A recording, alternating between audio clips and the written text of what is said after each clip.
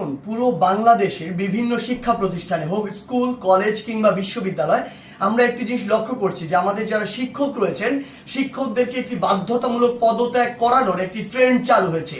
যে জায়গাটি নিয়ে আসলে অনেক কথা হচ্ছে এবং কথা হওয়া উচিত, এবং এই জায়গাটিতে আসলে অনেক প্রশ্ন রয়েছে। প্রথম কথা হচ্ছে, কোনো একজন শিক্ষক যদি কোনো একটি রাজনৈতিক দলের হয় বা মতাদর্শকে বিশ্বাস করে, এটার কারণেই আমি তাকে পদত্যাগে বাধ্য করতে পারি কিনা। আবার আরেকটি কথা এখানে রয়েছে, সেটি হচ্ছে এই পদত্যাগ করানোর যে অথরাইজেশন এটি আমার আছে কিনা, বা আমি এমন অথরিটি কিনা আইনসঙ্গতভাবে এটি আমি করতে পারি কিনা। তার পূর্বে আমাদের বিশেষ কিছু প্রেক্ষাপটগুলো চিন্তা করতে হবে। আসলে আমরা আমাদের জায়গা থেকে যারা স্টুডেন্ট রয়েছে রানিং, তারা অনেকে শুধু মনে করি যে আমরাই মনে হয় পদত্যাগ করাচ্ছি, কিন্তু আমরা জানি না এর পিছনে আসলে কি কি ঘটনা রয়েছে কিংবা কি কি প্রেক্ষাপট রয়েছে। যেমন আমি আমার বিশ্ববিদ্যালয়ের উদাহরণ দিয়ে যদি বলি, এই বিশ্ববিদ্যালয়ে একটি দল, শিক্ষকদের একটি দল, যারা তখনকার ক্ষমতাসীন রাজনৈতিক দলের একটি মদতপুষ্ট তারা ছিল। সেই জায়গা থেকে তারা যখন আমাদের এই যে আন্দোলন, এই আন্দোলনের বিপক্ষে দাঁড়িয়েছিল। আবার অল্প কিছু শিক্ষক আছে, এই সংখ্যাটি খুবই কম, তারা একদম নিউট্রাল জায়গা থেকে আমাদের আন্দোলনের পক্ষে দাঁড়িয়েছিল। আবার একটা বড় সংখ্যক শিক্ষক ছিল যারা আমাদের আন্দোলনের ঠিকই পক্ষে দাঁড়িয়েছে, কিন্তু তারা আমাদের স্বার্থ চিন্তা করে নয়, বরং এই স্বার্থ চিন্তা করে দাঁড়িয়েছিল যে এরপরে যদি কোনো রাজনৈতিক দল ক্ষমতায় আসে, তারা ওই রাজনৈতিক দলের আসলে একটি গুরুত্বপূর্ণ স্টেক হোল্ডার, তখন তারা এই ফলটি ভোগ করবে। অর্থাৎ আলটিমেটলি এখানে দুইটি ভাগ রয়েছে।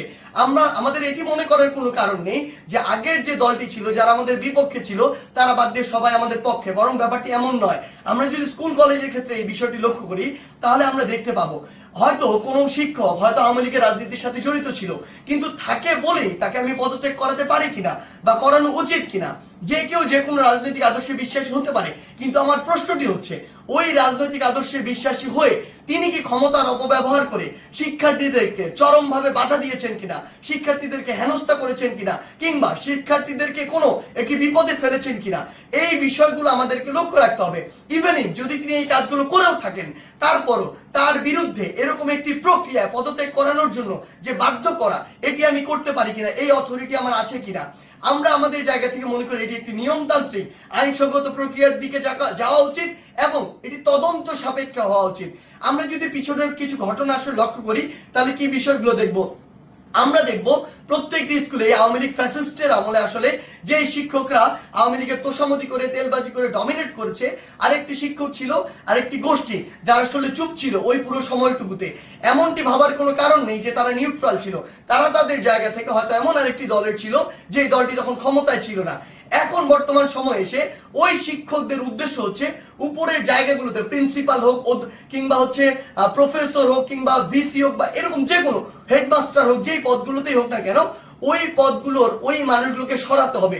যদি আমি সরাতে পারি, তাহলে আমি এখন ওই পদটিতে গিয়ে বসতে পারবো। এটার কারণে তারা আসলে কি করছে, তারা তাদের ক্লোজ কিংবা কাছের কিছু স্টুডেন্ট কিংবা কিছু স্টুডেন্টকে বিভিন্নভাবে মোটিভেট করে, কিংবা কিছু স্টুডেন্ট যারা অতি উৎসাহী বা যাদেরকে সহজে আসলে ইমোশনালি ড্রিভেন করা যায়, ওই স্টুডেন্টদেরকে বিভিন্নভাবে প্রভাবিত করে তারা এরকম একটি মব তৈরির চেষ্টা করছে ওই টিচারদেরকে নামানোর জন্য। বলার সময় এমন ভাবে বলছে সে যেন একজন ফেরেশতা, কিন্তু আলটিমেটলি তার উদ্দেশ্য ওইটাই যে ওই শিক্ষককে স্টুডেন্টদের মাধ্যমে সরিয়ে, স্টুডেন্টদেরকে জাস্ট টুল হিসেবে ইউজ করা হয়, সরিয়ে তাকে ওই পদটিতে গিয়ে বসতে হবে, এটি হচ্ছে তার উদ্দেশ্য। আবার এখানে আরো বিশেষ কিছু বিষয় রয়েছে। বিষয়গুলো হচ্ছে এরকম যে টিচারদের মধ্যে কিছু নোংরা পলিটিক্স রয়েছে। আসলে আগে হয়তো পূর্ব কোনো শত্রুতা ছিল বা পূর্বের কোনো একটি রাগ বা ক্ষোভ ছিল, যেই রাগ বা ক্ষোভটিকে আবার এখন মেটানোর জন্য তারা এই ব্যবস্থাটুকু গ্রহণ করে।